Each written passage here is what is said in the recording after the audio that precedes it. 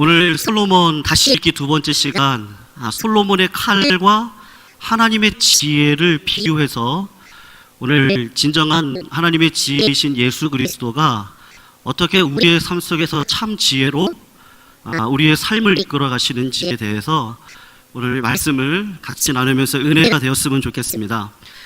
오늘 본문은 안 믿는 분도 참 잘 알고 있는 그 유명한 솔로몬의 재판입니다. 그런데요, 우리가 잘 알고 있다는 것이 원뜻을 이해하는데 사실 방해 요인이 될 때가 참 많습니다. 그래서 오늘 우리 성도님들께서 기존적으로 어릴 때부터 수도 없이 들어왔던 이 내용을 알고 계시겠지만 그것도 의미가 있는데, 오늘 이 시간만큼은 한번 선입관을 다 내려놓으시고 말씀으로 어떻게 해석이 되어져서 그 말씀 앞에 우리가 어떻게 서야 할까를 객관적으로 한번 살펴보는 시간이 되어졌으면 좋겠습니다. 우선 내용이 이래요. 창기인 두 여인이 등장을 하는데 한 집에서 생활을 같이 했던 것 같습니다. 두 창녀가 한 집에 있는 거죠. 그런데 한 여인이 아이를 낳았습니다. 남아 아이를 생산을 하고 3일 후에 또 다른 창녀 어머니가 자기 둘째 남아 아이를 또 둘째가 있죠. 그 어머니에게는 첫째겠죠. 첫째의 아이를 생산하게 됩니다. 성경에는 아버지가 누군지를 말씀하지 않는데 어쨌든 그 두 여인 중에 한 여인이 잠버릇이 고약해서 그런지 아니면 직업이 창녀니까 아마 얼마나 피곤했을까요? 그 피곤해서 뒤척이다가 자기의 무거운 몸 무게로 자기의 태아 그 아기를 눌러서 질식사를 시켜서 죽이게 되는 사건이 벌어집니다. 그래서 눈을 떠 보니까 자기 태아가 죽어 있는 거죠. 그런데 그 여자가 나쁜 마음을 품었습니다. 아기를 바꿔치기를 하는 건데, 성도님들, 왜 창기 어머니가 아기를 바꿔치기를 했을까요? 어머니가 어머니의 마음으로 내 자식이 죽으면 슬픔이 왔었을 텐데, 아마도 그 창기 그 어머니는요, 인생 영화 제목 같이 아니면 책 제목처럼 강아지, 이 개 같은 나의 인생, 아빠가 누군지도 모르는 거죠. 아빠가 누군지도 모르는 아이를 태워놓고 또 이상한 일이 벌어져서 자기 몸무게로 아이를 죽이고 말았는데, 그 현실이요, 그래 너 죽고 나 죽자, 뭔 이런 세상에 다 있나, 아마 그런 자기 운명에 대한 그런 처절한 통곡, 그런 마음들, 원망, 불평, 그래 될 대로 돼보자 하는 마음이 분명히 있었을 겁니다. 눈치 못 채겠지 하고 자기 옆에 누워있던 아기를 바꿔치기를 하는데, 여기서부터 시비가 벌어지는 거죠. 한 여인이 눈을 떠보니까 멀쩡히 자고 있던 자기 아이가 죽어 있습니다. 그런데 여러분, 어머니가 아무리 신생아라고 해도요, 내 아이가 눈매가 어떻고 코가 어떻고 다 알잖아요. 어떤 엄마가 자기 태에서 태어난 아기의 얼굴을 못 알아볼까요? 유심히 보니까 자기 아이가 아니죠. 그래서 옆에 동료를 보니까 희한하게도 그 엄마가 내 아기를 안고 있어요. 그래서 시비가 붙는 겁니다. 저는 이 현장이요, 지금 우리가 살아가는 시대를 보여주고 있다는 생각을 계속하게 하게 되더라고요. 많이 묵상을 하게 되더라고요. 우리가 살아가는 세계가 이런 세계구나. 약육강식의 세상 속에서 정말 하나님을 믿지 않으면요, 도덕성을 하나님이 믿지 않는 자들에게 심어주지 않으면 정말 마음대로 살아보는 거죠. 너 죽고 나 죽주가 아니라 너는 죽고 나는 살자. 그래 될 대로 된 세상, 이 세상에서 한번 끝까지 가보자, 그런 마음을 가지고 살아가는 세상을 이 두 창기 어머니를 통해서, 죽은 아이를 통해서 우리들에게 지금 너희들이 살아가는 세상이 이런 세상이야, 지금 그걸 보여주고 있는 겁니다. 근데 여기서 한 가지 우리는 질문이 하나 생기는데, 그것이 뭐냐면요, 솔로몬이 통치할 때 수도 없이 많은 에피소드, 이야기들이 있었을 텐데, 대단한 기록들이 많이 있었을 텐데 어째서 두 창녀와 죽은 아이와 사나이가 등장하는 이 황당한 이야기를 집권 초기에 솔로몬의 역사 가운데 딱 배치를 해놨을까? 솔로몬의 똑똑함을 드러내기 위한 것일까요? 성경은요, 솔로몬의, 지난주에도 말씀드렸지만 지혜에는 관심이 없습니다. 솔로몬의 똑똑함, 솔로몬의 거부, 솔로몬의 부강함, 솔로몬 때 나라가 가장 컸다, 성경에서는요 그것에 대해서 관심을 갖지 않습니다. 왜냐하면 성경은 한 번도 흔들리지 않는 원칙이 하나가 있는데, 첫째가 뭐냐면 아무리 위대한 사람이 있다고 해도 그 사람을 드러내기 위해 기록을 의도하는 법이 없습니다. 그리고 두 번째로 이 사실만 성경은 창세기부터 요한계시록까지 증거를 하는데, 첫 번째가 뭐냐면 하나님이 누구냐는 거죠. 우리가 큐티를 할 때, 매일 성경 큐티를 하면 첫 번째가 뭡니까? 하나님이 누구십니까? 인데 하나님이 누구냐를 드러내고, 두 번째 그 하나님의 사랑을 지금 이 두 창녀와 같은 현실 속에서 절망과 낙심과 두려움과 떨림 속에서 살아가는 저 죽어가는 내 백성, 내 자식들에게 그 하나님의 사랑이 얼마나 큰지를 보여주는 것 외에는 성경은 다른 관심이 없는 거죠. 그러니까 오늘 이야기가 배치가 되어진 거는, 우리가 추론을 해보면 첫 번째로는 솔로몬이 듣는 마음을 달라고 그랬습니다. 우리가 지난주에 배웠는데 듣는 마음을 달라고 그랬는데, 근데 하나님은 그 듣는 마음을 분별하는 지혜라고 이야기를 해주셨습니다. 그래서 내가 너한테 그 지혜도 주고 부와 영광도 줄게 라는 이야기를 하셨습니다. 그러니까 솔로몬의 꿈에 나타난 하나님께서 주신 지혜가 뭔지를 오늘 본문 말씀을 통해서 하나님의 지혜가 이런 거야, 오늘 주님이 확증을 해주고 싶어서 오늘 이 예화를 드시는 거고, 둘째는요, 이스라엘의 그 현재적인 상황에 대한 하나님의 기본적인 답을 우리에게 주시기 위해서 이 이야기를 펼쳐나가고 있는 겁니다. 오늘 3장 1절을 잠깐 보시면요, 우리가 지난주에도 살핀 건데, 솔로몬이 애굽왕 바로와 더불어 혼인을 맺어 그의 딸을 맞이했다라고 하는 솔로몬의 첫 문장을 볼 수가 있는데, 이게 무엇을 암시한다 그랬죠? 당대는요, 남서쪽으로 애굽이라고 하는 큰 나라와 북동쪽으로 아수르라고 하는 나라가 이 조그만 나라 이스라엘을 맞닥뜨리고서는요, 이쪽이 괴롭히고 이쪽이 괴롭히는 형국 속에서 이스라엘이라는 나라 역사가 진행되어지고 있었습니다.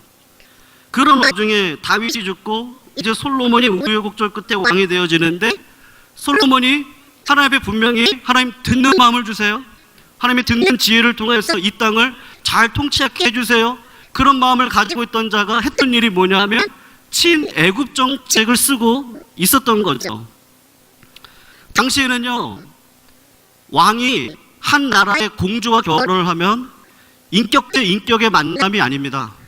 나라와 나라 간의 만남이 아니라 그 나라의 신과 이 나라의 신이 결합을 하는 그런 특성을 가지고 있을 때입니다.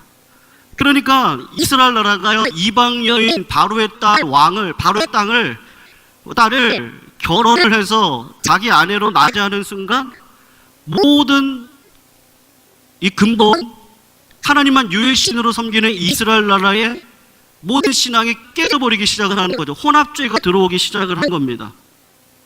이때부터 이스라엘이 서서히 붕괴를 하게 되는데, 급기야 솔로몬이 죽고 난 다음에 르호보암, 솔로몬의 아들이었던 르호보암의 어머니가 나아만데요, 암몬 여인이라고 말씀을 드렸어요. 이방 여인이 솔로몬의 아들이었던 르호보암을 키웁니다. 신앙은 본대로 되어진다 그랬는데, 특히 자녀들은요, 어머니의 신앙에 큰 영향을 많이 받죠.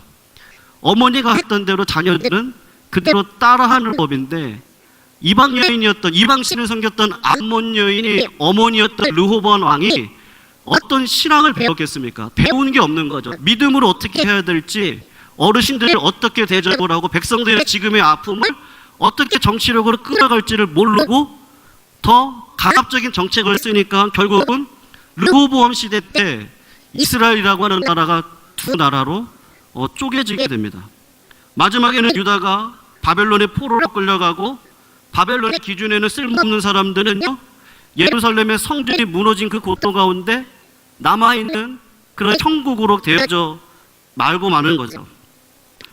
여러분, 여기서 이스라엘 백성들의 입장을 한번 생각해 보십시오. 열왕기서를 읽고 있는 제 첫 번째 독자는요, 우리가 아니고 바벨론의 70년간 포로로 끌려가 있던 이스라엘 백성들이 지금 이 책을 읽고 있습니다. 그러면 열왕기서의 제 1대 독자인 바벨론에 포로로 끌려간 이스라엘 백성들이 어떤 마음을 가질까요? 하나님에 대해서 어떤 마음을 가지겠습니까? 폐허된 조국을 바라보고 고토에 남아있던 사람들은 예루살렘 성전이 다 파괴가 되어졌습니다. 무슨 생각을 할까요? 아마 저 같으면 그럴 것 같아요. 하나님이 살아계신 건 맞을까? 뭐 하나님이 전능하다고? 하나님이 우리 민족을 선택했다고? 아브라함을 통해서 나는 너로 내 민족이, 너가 민족이 되게 하고 너가 복의 근원이 되게 해서 모든 민족에게 축복하는 그 씨앗이 될 거야. 속의 마음속에서는 하나님 웃기지 마세요. 하나님 살아계시면 나와서 지금 뭐 현실을 보세요. 지금 몇 년간, 몇십 년간 포로 생활하고 있는 이 현실 앞에 하나님 정말 살아계신 거 맞느냐고 하는 그런 의구심을 가지고 절망과 두려움 속에 이스라엘 백성들이 살아가고 있을 그때입니다. 혼란이 찾아왔겠죠. 믿음은 무너지고 하나님이 살아계시지 않은 것 같아서 날마다 두려움 속에 살아가고 있는 이스라엘 백성들. 우리 신자들의 삶도 똑같습니다. 하나님 좀 믿어보겠다고 하는데요, 왜 하나님은 그 믿는다고 하는 그때에 왜 암이라고 하는 병을 주시죠? 그래요, 한번 믿음으로 한번 그 병을 뛰어넘었어요. 근데 왜 또 주시는 거죠? 하나님, 우리가요 이렇게 교회 봉사를 하고 정말 뿌리 깊은 신앙으로 주의 나라와 영광을 위해서 이렇게 애를 쓰는데 왜 우리 자녀들은 왜 이런 자리에 머물러 있어야 됩니까? 좀 세상에서 머리가 되고요, 좀 기도하는 것들마다 다 이루어져야 되는 거 아닙니까? 그런 마음들이 다 우리 신자들의 삶 속에 다 있습니다. 사도 바울도 마찬가지죠. 복음 전하러 마지막 죽음의 길을 걸어가는 그 로마의 길을 걸어갈 때 하나님께서 비행기 태워가지고 보내면 얼마나 좋습니까? 근데 로마의 제수로 미라클로 강풍에 의해서 14일 동안 해와 달과 별도 보지 못하는 그런 상황을 지내게 하시고, 다른 사람은 병을 고치게 하는데 본인이 간질병인지 무슨 병인지 모르겠지만 그 병을 하나님이 고치지 않게 그냥 그대로 두시고, 그리고 사도로서의 삶을 지키고 걸어가게 하시는 그 모습 가운데 우리에게도 동일한 기도의 제목들을, 그런 기도의 제목들을 가지고 있습니다. 그렇게 포로로 붙들려 있고 망한 나라에서 낙심해서 앉아있는 이스라엘 백성들을 향한 그런 기록의 목적을 가지고 오늘 이 이야기를 하고 있는 겁니다. 다시 이야기로 돌아가서 솔로몬이요, 궁여지처 끝에 이야기를 듣고 나서 어찌할 수 없으니까 뭐라고 얘기하죠? 뭐를 가져오라 그럽니까? 이게 아주 중요한데요. 뭐를 가져오라 그러죠? 솔로몬의 칼을 가지고 오라고 합니다. 칼을 가지고 와라. 다투지 말고 공정하게 심판하자. 쪼개라. 반씩 쪼개서 너 반 갖고 네 반 갖고 싸우지 말아라. 그러니까 한 여자가 그렇게 얘기합니다. 내 것도 되게 하지 마시고 저 여자의 것도 되게 하지 말고 쪼갭시다. 이게 뭐냐면요, 이집트 애굽의 지혜 마트라고 하는 지혜의 결론입니다. 이집트는 그 당시에 수학이 엄청나게 발달되었던 나라인데, 그래서 그 이집트의 마트의 지혜로 그 칼로 그냥 쪼개자는 겁니다. 모든 공식이죠. 삶의 공식인 거예요. 공식대로 하면 복 줄 거야 라고 하는 그 공식을 가지고 솔로몬은 그런 마음은 아니었을 거예요. 칼이라고 하는 지배를 가지고 나아갈 때 생명이 그 칼을 이길 거라고 하는 지혜가 분명히 있었겠지만 솔로몬은 칼의 인생이었거든요. 어쨌든 한 여인이 울부짖으면서 나아가는데 26절을 성도님 잠깐 보시겠어요? 26절을 잠깐 보시면 뭐라고 말씀을 하십니까? 그 산 아이의 어머니 되는 여자가 그 아들을 위하여 마음이 불붙는 것 같다라고 말씀을 하고 있습니다. 어머니의 마음이 어떻다고 말씀하고 있죠? 불붙는 것 같다고 합니다. 여기 히브리어가 라함인데 이 말이 실질적으로 어머니의 자궁이라고 하는 뜻입니다. 모성의 가장 핵심 가치인 자궁, 그 모성을 일으키는 불이 붙는 것 같다라는 겁니다. 그래서 어머니가 했던 말이 뭐냐면 왕께 아뢰어 청하건대 내 주여 사나이를 그에게 주시고 아무쪼록 죽이지 말아달라, 그렇게 말씀을 하죠. 여러분, 우리는 여기서 기존에 들었던 내용들을 하면 여기서 우리는 혼란을 일으킵니다. 야, 솔로몬 대단하다. 어떻게 이런 발상을 했지? 그 칼을 가지고 와서 쪼개라고 하는 수사 방식에 의해서 친엄마가 드러나잖아요. 야, 대단하다. 솔로몬의 지혜로운 재판으로 우리는 이 사건을 야, 이렇게 분별력 있게 해가는구나. 선생님들, 지금 그 이야기를 하고 있는 걸까요? 성경은 인간의 지혜에 대해서 관심이 없다라고 제가 아까 말씀드렸습니다. 이 사건은요, 하나님의 지혜의 속성이 뭔지를 지금 말씀을 하고 있는 거죠. 예수님이 마치 비유를 통해서 잘 못 알아먹게 말씀하신 것처럼 이 비유의 속성이 구약에도 들어가 있는데, 이 사건은요, 솔로몬의 지혜를 통해 누가 진짜 엄마인가를 의도하지 않고 있습니다. 진짜 본심은 뭐냐 하면, 진짜 엄마는요, 어떤 마음이어야 되는가? 지금 그것을 말씀하고 있어요. 굉장히 중요한 사실인데, 누가 진짜 엄마를 드러내는가 초점이 있는 게 아니라 진짜 엄마는 어떤 마음이어야 하는가, 그거를 드러내는 거죠. 여러분, 진짜 엄마의 고백이 뭐고 그의 마음이 뭐죠? 이 엄마는요, 사실 2번 죽습니다. 첫 번째, 일어나 보니까 자기 품에 있던 내 새끼가 죽어 있어요. 여러분, 이건 이 여인에게 죽음과 같은 일입니다. 엉뚱한 아기가 자기 품에 싸늘한 시체가 되어져 누워져 있죠. 그리고 내 아이가 아닌 거죠. 여기서 엄마가 한 번 죽는 겁니다. 그리고 우여곡절 끝에 옆에 있는 엄마의 품에 있는 아기를 보니까 자기 아이예요. 그래서 내 아이를 돌려달라고 애원을 하는데 상대방이 거짓말을 하면서 자꾸 시비를 걸고 결국은 아이를 못 찾습니다. 그래서 솔로몬 왕한테 재판을 청해서 솔로몬에게 갔는데, 솔로몬이 한 방법이 뭐였죠? 칼을 가져와라 해서요, 칼로 반을 자르라는 겁니다. 여기서 엄마는요, 2번이 죽는 거예요. 아이를 살릴 수 있는 방법은 뭐가 있죠? 여기서 아이를 살릴 수 있는 방법은요, 자기가 그 엄마의 소유권을 포기하면 됩니다. 이 엄마가 생각할 때는요, 어차피 이 아이는 내 아이가 못 돼요. 상대편 여자, 애국강식 세상 속에서요, 갈 때까지 다 간 여자입니다. 그래, 너 죽고 나 죽자 하는 마음으로 가지고 있는 이 여자한테 어떻게 이 아이를 뺏을 수 있습니까? 그래서 지혜의 왕이 솔로몬 왕한테 갔는데, 솔로몬이 했던 방식은요, 당시 이집트가 사용했던 칼의 방식, 반으로 쪼개라. 어차피 칼에 죽을 거 아니면 빼앗길 거 아무것도 할 수 없는 상황 가운데 그 아이를 살릴 수 있는 방법은, 내 아이가 되게 하지 못하지만 살릴 수 있는 건 엄마로서의 엄마의 권리를 포기하면 되는 겁니다. 여러분, 도대체 이 사건의 독자인 이스라엘 포로와 페르가 폐허가 된 땅에 던져져 있는 이스라엘 백성들과 무슨 관계가 있죠?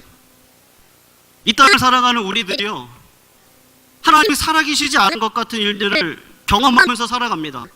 예수 믿는 사람들이 다 잘 됐으면 좋겠는데 그렇지 않는 현실들이 얼마나 많이 있습니까? 다 괜찮아 보여도 다 개인적으로 만나가지고 물어보면요, 기도 제목이 다 산더미입니다. 자식이 문제가 됐던, 부부간의 문제가 됐던요, 건강의 문제가 됐던, 다 문제를 가지고 살아가요. 하나님의 응답을 안 하실 때도 많아요. 그런 딜레마 같은 신앙의 문제를 과연 어떻게 풀 수 있느냐는 거죠. 그거는 하나님의 지혜가 아니면 안 되는데, 그게 뭐냐면 하나님이신 아버지께서 자기를 포기하는 사건을 통해서 그 문제, 그 딜레마 같은 문제들을 우리들에게 해결하시고 진짜 하나님의 지혜가 뭔지를 오늘 우리들에게 보여주고 계시는 거죠. 우리가 성경을 한번 찾아봐야 되는데요, 예레미야 31장 20절을 보면 이렇게 말씀을 합니다. 에브라임은 나의 사랑하는 아들, 기뻐하는 자식이 아니냐? 내가 그를 책망하여 말할 때마다 깊이 생각하노라. 그러므로 그를 위하여 내 창자가 들끓으니 내가 반드시 그를 불쌍히 여기리라. 여호와의 말씀입니다라고 말하고 있습니다. 여기서 에브라임은요, 이스라엘의 또 다른 표현인데, 그런데 그 이스라엘이 나의 사랑하는 아들입니다. 기뻐하는 자식입니다. 내가 그를 책망하며 말할 때 어떻게 한다고 하죠? 깊이 생각을 하죠. 내가 이런 말을 하면 내 자식이 어떨까? 저희들도 그러잖아요. 자식들을 키울 때 내가 이렇게 말하면 제가 어떻게 생각할까? 하나님도 똑같은 겁니다. 깊이 생각을 합니다. 그리고 내 창자가 들끓는다 그러죠. 애통한다는 말입니다. 요한복음 6장에 보면 저녁무렵 들판에 앉아있는 허기진 백성들을 바라본 예수님의 심정이 뭐였죠? 그들을 민망히 여기사. 민망이라는 뜻은요, 창자가 끊어지는 아픔, 애통이란 말이고, 다른 말로 얘기하면 긍휼이죠. 하나님이 깊이 생각하시고 그들을 사랑하시는 방법은 고통스러운 방법으로 생각을 하시는데, 그러면서 한 가지 하나님께서 가지고 있는 마음이 뭐냐 하면 내가 반드시 그들을 불쌍히 여기겠다, 여호와의 말씀이라고 하는 겁니다. 이사야 49장 14절에서 15절을 한번 보시면요, 이렇게 얘기를 해요. 오직 시온이 이르기를 여호와께서 나를 버리시며 주께서 나를 잊으셨다고 하니와. 이거 우리말 아닙니까? 시온은 이스라엘 백성들인데 말하는 거죠. 여호와께서 나를 버리시고 주께서 나를 잊으셨다. 하나님을 향해서 우리를 버렸어. 하나님께 실망했습니다. 하나님, 내가 고통의 때 하나님은 어디 계시는 거죠? 우리가 죽음도 바로 그 자리를 통과할 거 아닙니까? 그 고통의 자리에 하나님은 계시나요? 죽음을 통과하게 하시는데. 그런데 하나님의 속뜻은 무엇이죠? 여인이 어찌 그 젖먹는 자식을 잊겠으며 자기 태에서 난 아들을 긍휼히 여기지 않겠느냐? 그들은 혹시 잊을지라도 나는 너를 잊지 아니할 것이다. 여기 젖먹이와 어머니의 관계를 유비해서 하나님의 마음을 전하는데, 어떻게 여자가, 엄마가 젖먹이를 잊을 수 있겠습니까? 자기 태어서 난 아들을 긍휼히 여기는 건 엄마의 마음이 맞습니다. 자식들은 잊을 수 있죠.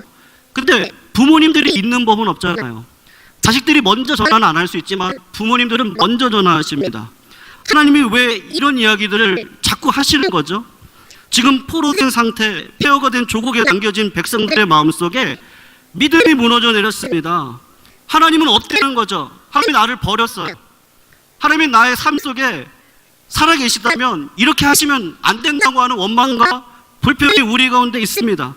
그런데 하나님은 뭐라고 말씀하시는 거죠? 내가 너희를 어찌 잊겠느냐? 70년이라고 하는 세월 가운데 나는 너를 잊지 않았다. 지금 그 이야기를 하시고 계는 겁니다. 그러면서 엄마가 그 자리에서 아기를 포기하는 그 모습을 통해서 아기가 살아가는 장면을 절망과 두려움 속에 빠져있는 70년 동안 포로 생활하고 있는 그 백성들에게 하나님이 사랑해 이거야 라고 하는 것을 보여주는 거죠. 여러분, 이 사랑, 어머니의 마음속에 누구의 마음이 감춰져 있나요? 내가 이스라엘을 그렇게 사랑했다? 그래서 그 가슴 아픈 사랑이 가장 절정으로 피어났던 장소가 어디입니까? 십자가의 사랑이죠. 그 십자가에 하나님의 독생하신 아들을 대속의 제물로 죽여서, 아니 그 사건이 하나님이 자기가 죽은 사건이죠. 자기를 포기한 사건이죠. 누구를 살리려고요? 누구를 살리려고요? 나를 살리려고요. 우리를 살리려고 하나님이 스스로 자기 목숨을 포기한 사건입니다. 오늘 마치 진짜 산 어머니가 나의 권리를 포기함으로 죄악 가운데서 이래도 죽을 처지고요, 저렇게 해도 죽을 처지입니다. 우리도 마찬가지잖아요. 우리도 이렇게 가도 죽든지 저렇게 가도 죽는 인생을 살리기 위한 하나님의 사랑을 오롯이 그 창녀의 어머니의 헌신과 포기를 통해서 보여주고 계시는 거죠. 야고보는 이 사실을 너무나도 잘 알고 있었습니다. 야고보서 2장 10절에서 13절을 보면 이렇게 말씀합니다. 누구든지 온 율법을 지키다가 그 하나를 범하면 모두 범한 자가 되나니 간음하지 말라 하시니가 또한 살인하지 말라 하셨은즉 내가 비록 간음하지 아니하여도 살인을 하면 율법을 범한 자가 되는 거죠.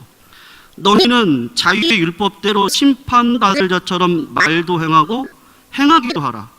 긍휼을 행하지 아니하는 자에게는 무슨 심판이 임한다고 합니까? 긍휼이 없는 심판이 있지만, 긍휼은 뭐라 그러죠 지금?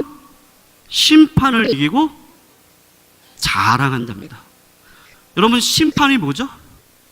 솔로몬의 칼입니다. 잘라라. 네 것도 안 되고 네 것도 안 되고. 이게 이집트의 지혜고 세상의 방법입니다.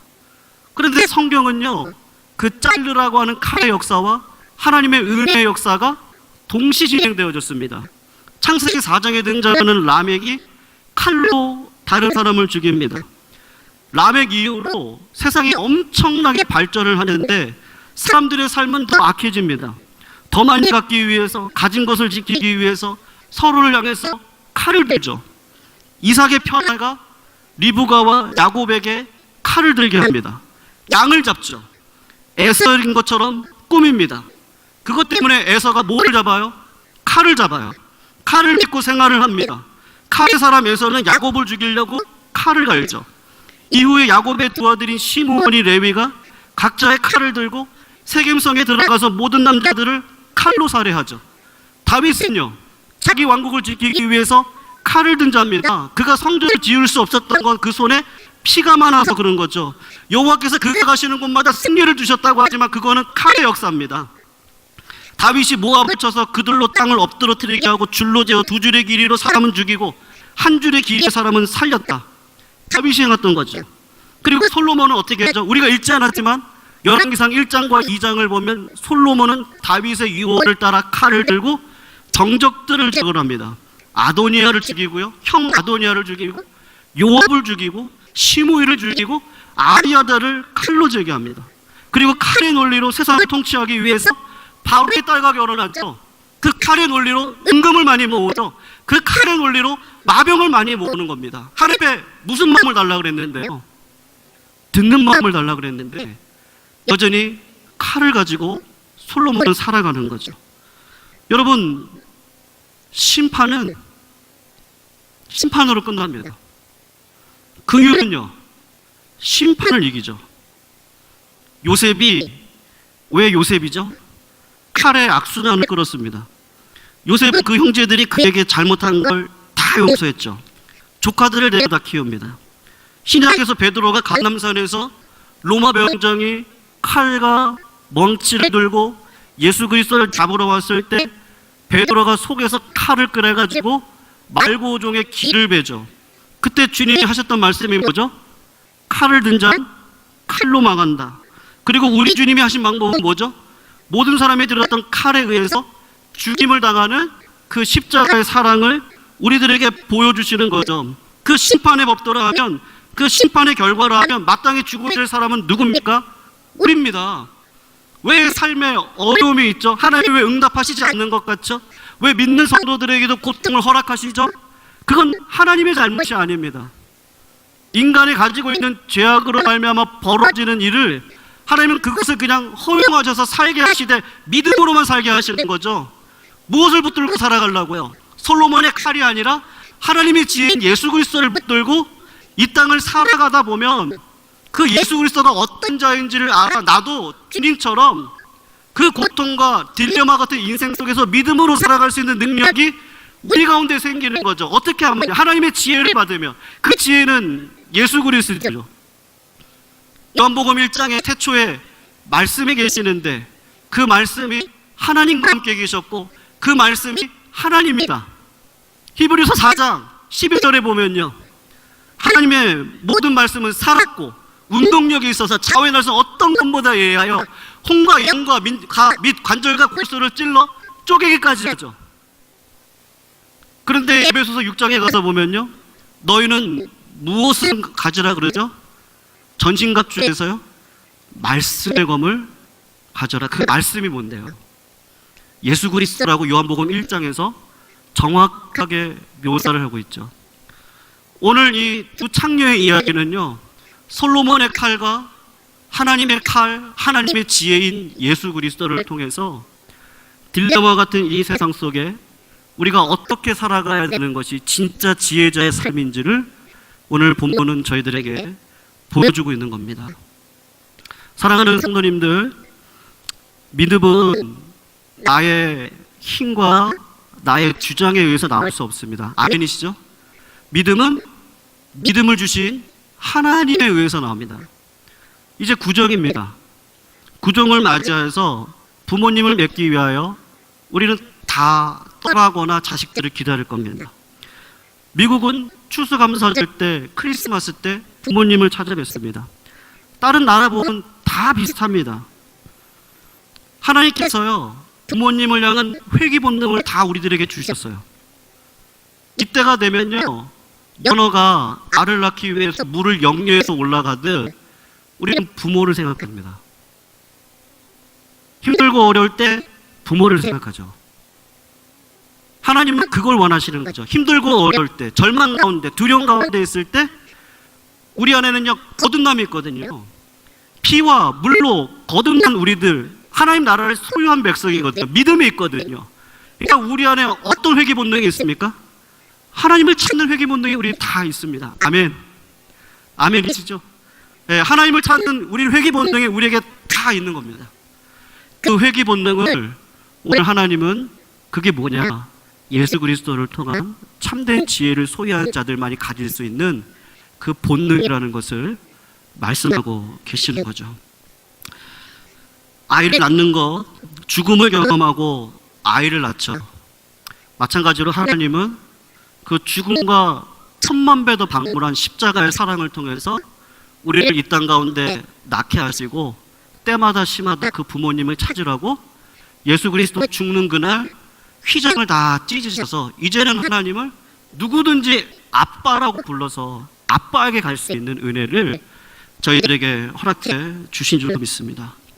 오늘 솔로몬의 재판 속에 드러난 그 아버지, 그 어머니의 마음을 내 마음속에 잘 받아들여 철든 자식으로서 우리 하나님 앞에 효도하는 인생 사시다가요, 그 하나님을 만나 배웠고 잘했다, 착하다, 충성되다, 그런 칭찬 받으시고요, 영원히 하늘 아버지와 함께 살아가시는 그런 믿음의 종들이 되시기를 주님의 이름으로 축원하고 부탁드리겠습니다.